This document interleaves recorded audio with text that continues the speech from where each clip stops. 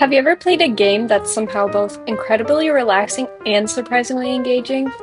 Because that's exactly how I feel about A Gentle Rain.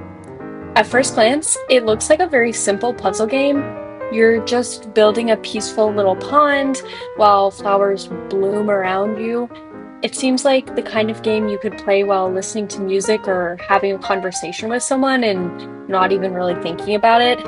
But the more I played it, the more I realized there was more strategy hidden beneath its cozy appearance.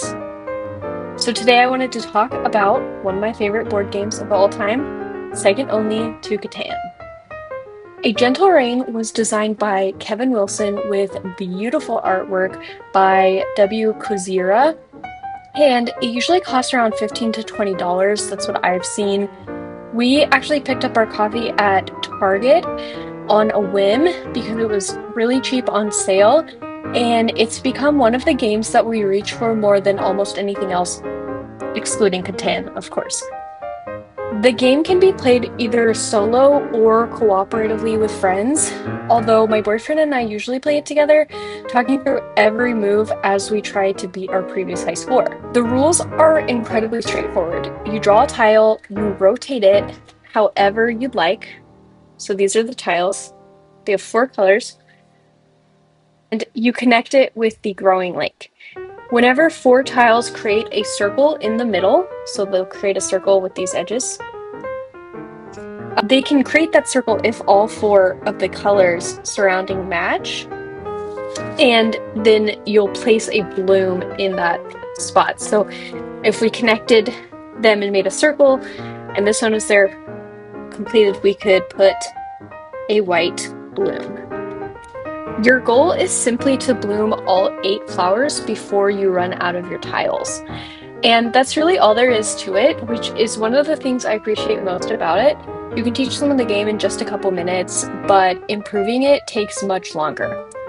We own the Bloom edition, and I honestly think it's worth seeking out if you can find it. Instead of flat cardboard flower tokens, it comes with the beautiful three-dimensional blossoms that sit in the center of the lake as you play. The standard edition has adorable little ducks scattered throughout the work, but the Bloom edition actually replaces them with tiny river otters, which I personally think makes an already charming game even cozier, but I am a big otter fan. I also just love the extra texture the 3D flowers add to the finished board, and by the end of the game it almost feels like you've actually created a little garden. The first time we played, I remember thinking it was fairly forgiving. We bloomed all 8 flowers without too much trouble and thought we'd done really well. But then we looked at the scoring system, and that's when you realize the real challenge isn't finishing the game, it's finishing it efficiently. Your score is the 8 flowers you've bloomed plus however many tiles remain unused in the deck. Since there are 28 lake tiles total and you start with 1 already on the table, earning the perfect score of 21 means blooming all 8 flowers after placing only 14 tiles altogether, which is an incredibly difficult benchmark.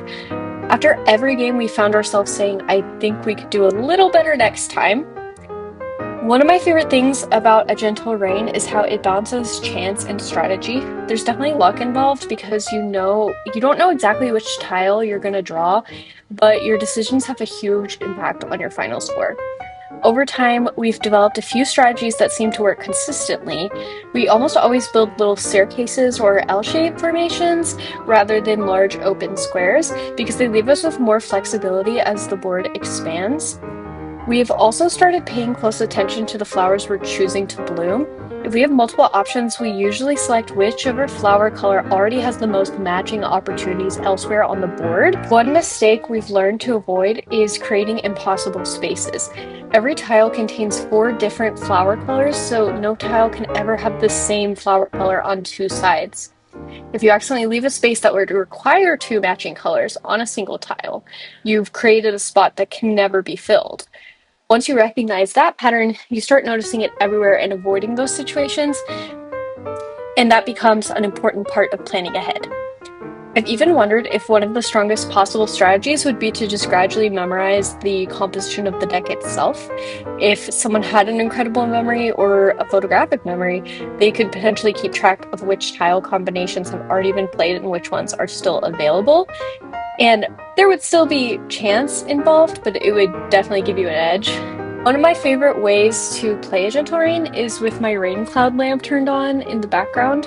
Since I grew up in Washington, rainy afternoons were just part of everyday life, but now I'm in Southern California and those cozy rainy days are much harder to come by.